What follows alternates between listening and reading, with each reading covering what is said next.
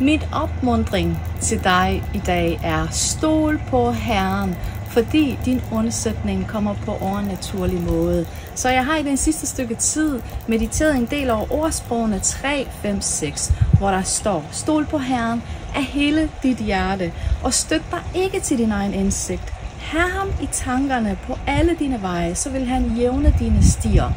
Så jeg har i den sidste stykke tid måtte stole Gud på det her ord, i forhold til, at jeg har manglet nogle deltidstimer og supplere mit eksisterende arbejde op. Så i går, der oplevede jeg faktisk, at jeg på overnaturlig vis måde har fået de her ekstra timer, så alt med job er gået på plads. Så det her har været mit yndlingsvers i et langt stykke tid, og nu vil jeg bare give det videre til dig. Stol på Herren i alt, hvad du står i. Vi kan faktisk høre, at der er en blæsen i baggrunden. Det må være nogle trompeter fra himlen, der siger til dig: stol på mig, det er dit, jeg griber ind, det foregår, og det kommer til at ske, som jeg har lovet dig. Alle mine løfter vil gå i opfyldelse for dig.